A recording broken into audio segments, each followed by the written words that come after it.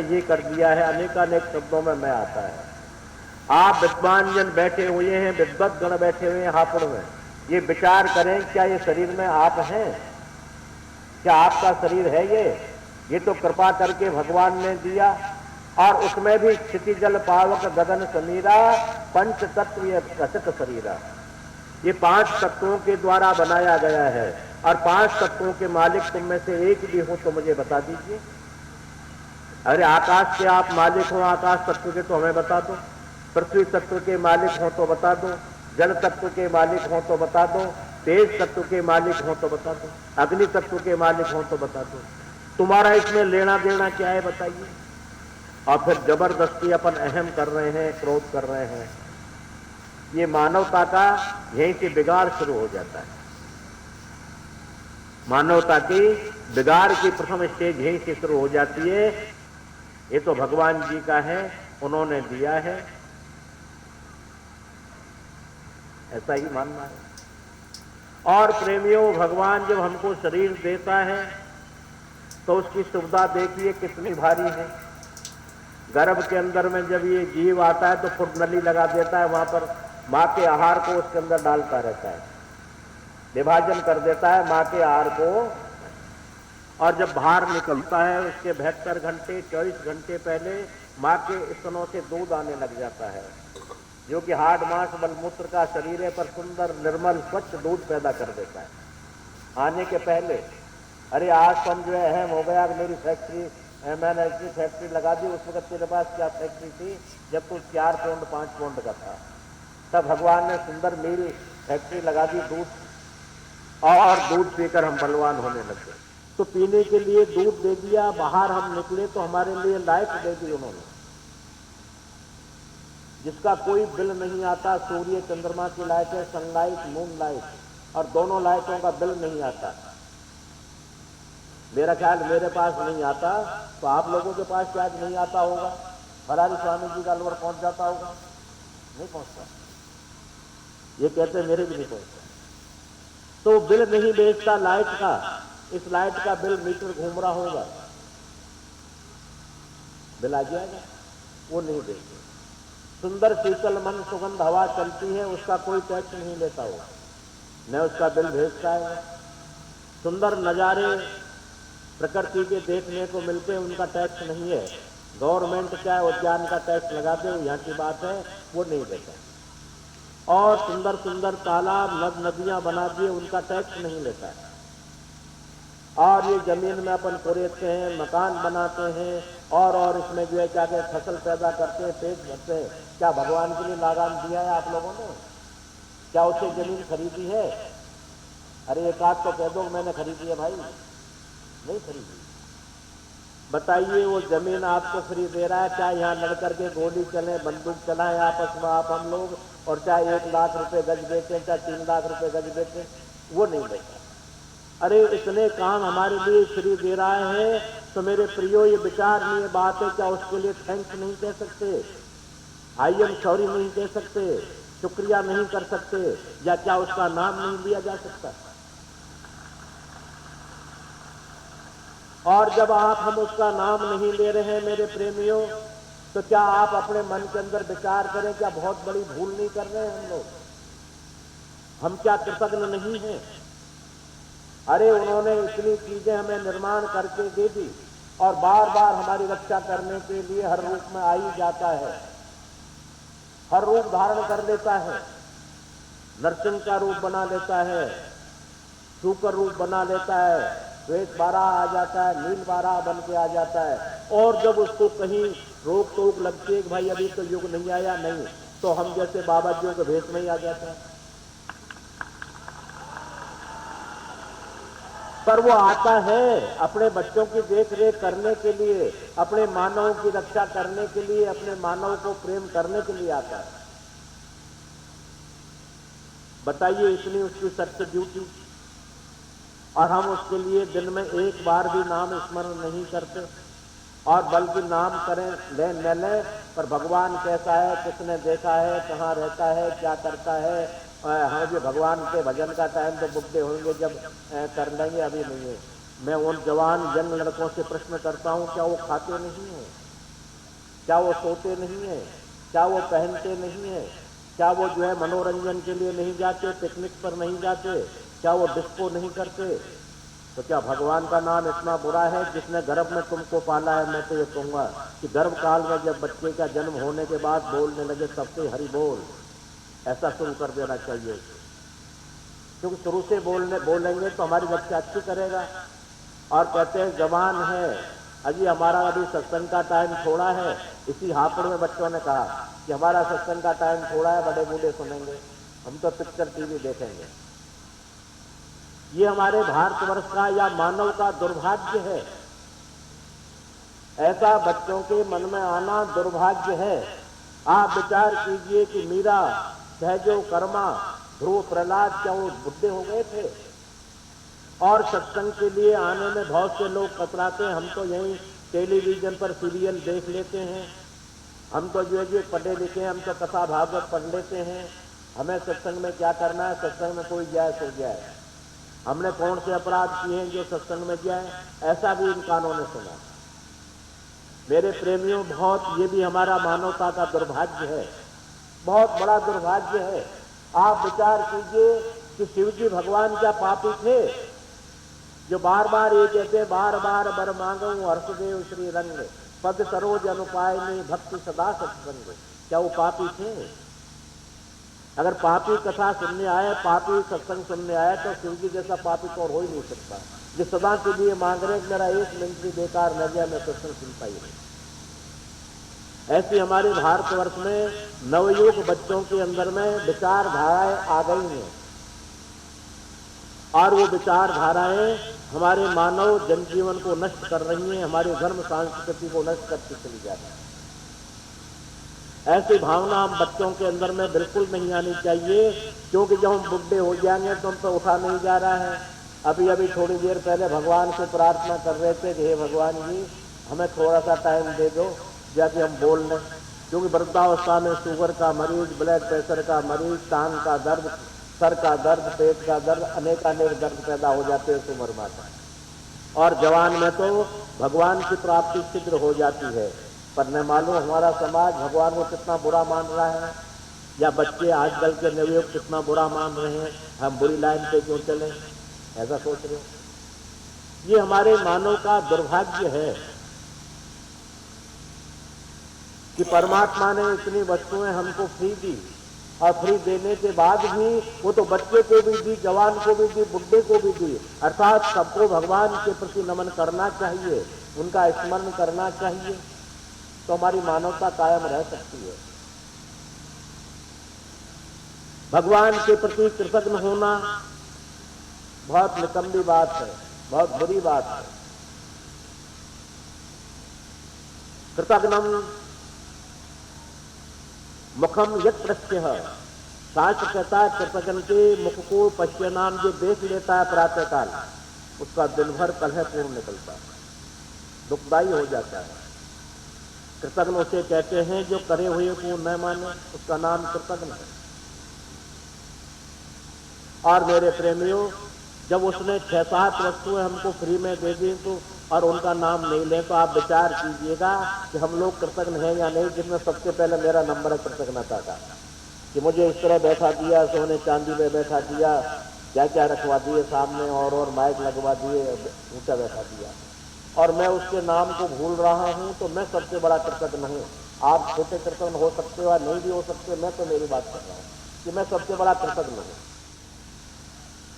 एक संत जंगल में तपस्या कर रहे थे, और वो तपस्या इतनी तीव्र बढ़ गई कि उन्होंने जब चिड़िया चींचाट करने लगी तो उन्होंने यूं आंख उठाकर देखा, तमाम चिड़िया बेहोश होकर गिर गई। और जब उनका ध्यान खुला तो उसने देखा यहाँ तो हजारों मर गई हैं। तो कृपा की दृष्टि से जो हाथ किया तो उड़ के चली गई। संत जी को बड़ा भारी आनंद मिल गया, अहम आ गया, और अहम हो गया। जब मैं इतना तीव्र और तेज हो गया हूं कि मेरी देखने में सृष्टि नष्ट हो सकती है और मेरे वरदान से जिंदा हो सकता है, ऐसा अभिमान उस संत जी में पैदा हो गया। स्थान को छोड़कर, कुटिया को छोड़कर चल दिए।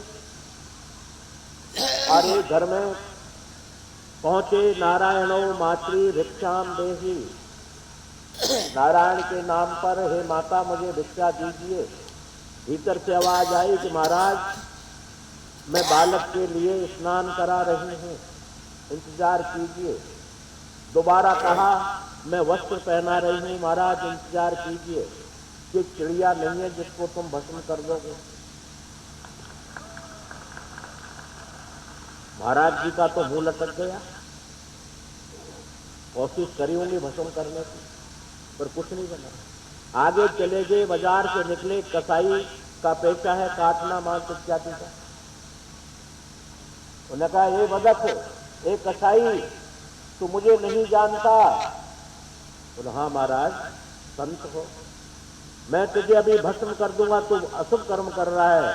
बोलो महाराज ये चिड़िया नहीं है जिनको भस्म कर दोगे, ये तो कसाई के हाथ में चक्कू है, तुम्हारी गर्दन खत्म कर देगा। वहां से भी चल दिए, जंगल में एक मरघटों में स्मशान घाट में आग जल रही थी, मुर्दे की चिता। वहां पर एक व्यक्ति स्वपच वो बैठा हुआ था और वहां मांस पका रहा था। मांस पका रहा था, संत को देख करके उसने मांस को ढक दिया। संत खड़े हो गए, बोले स्वपच तुम ये क्या कर रहे हो? बोलो महाराज जी मेरे जीवन दान की रक्षा चाहता हूं आपसे, मैं मुझे क्षमा कर दो। तो मैं कुछ बताऊं? बोला हाँ। बोले ये मैं सरगाल का मांस बना रहा हूं। किसमें बना रहा है? मनुष्य की खोपड़ी में बना रहा हूं। मुझे देखकर क्यों ढक दिया? बोले महाराज जी आप कृतज्ञ हो, इसलिए इसकी पर दृष्टि अगर पड़ जाएगी तो मेरा पेट दुखने लग जाएगा, मुझे वॉमिट हो जाएंगे, उल्टियां हो जाएंगी। ढका किससे है? कुत्ते की चमड़ी से ढका है। अरे मूर्ख, इतने अपवित्र, पहले तो सरगाल का मांस बना रहा है, मनुष्य की खोपड़ी में बना रहा है, मरघट में बना रहा है, और इतने अपवित्र पर मेरी दृष्टि कैसे पड़ेगी? बोलो महाराज कृतज्ञ की दृष्टि इससे भी बुरी होती है, इतने अपवित्र वस्तुओं से भी बुरी होती है। संत जी खड़े रह गए और बड़े विचार युक्त विचार करने लगे, परंतु स्वपच नहीं थे, भगवान श्रीमन नारायण ही थे। क्योंकि अपना भक्त भटक जाता है तो कहीं कहीं उसको अभिमान को गिराकर शिक्षा देते हैं, मारते नहीं, ऐसा नियम उनका। भगवान नारायण ही खड़े हो गए, बोलो संत तुम्हारे अंदर में अहम आ गया, और अहम के कारण ही तुम इतने पतित हो गए, यानी जगह जगह से अपमानित हो गए, तुम्हें दुष्कारा गया है। क्योंकि ये मेरी भक्ति का परिणाम ही तो तुझे मिला, तेरा क्या था इसमें? मेरा भाव है कि हमें मानव जीवन में कृतज्ञ नहीं होना चाहिए। कृतज्ञ उसे कहते हैं कि समाज या आप लोग मेरे लिए करें और मैं कह दूं तुमने क्या किया, इसका नाम ही कृतज्ञ है। कि जो जिसके लिए करे और उसका न माने, उसका नाम कृतज्ञ कहा जाता है। और कृतज्ञ होना मेरे प्रेमियों बहुत निकम्मी और बुरी बात है, इसका उद्धार तो है ही नहीं। इसका उद्धार तो डायरेक्ट भगवान ही कर सकते हैं, बीच में संत भी मुश्किल करते हैं। इसलिए मानव हमारा, ये मानव जीवन के लिए ही बोल रहा हूं मेरे प्रेमियों, कि मानव जो भगवान ने हमको दिया है, तो मानव योनि में आकर के हमें मानवता के गुण लाने चाहिए। मानवता के गुण जब ही आ सकते हैं हमारे अंदर में, जब हम पहले ये स्वीकार करें कि हम मानव हैं। तो मानवता के गुण क्या क्या है, फिर उन पर हम विचार करना शुरू करेंगे, जगह जगह ढंढोलना शुरू करेंगे कि मानवता के गुण क्या है। तो ढूंढ तो आदमी जब करता है, जब आवश्यकता होती है, तलब लगती है, तो ढूंढ करता है।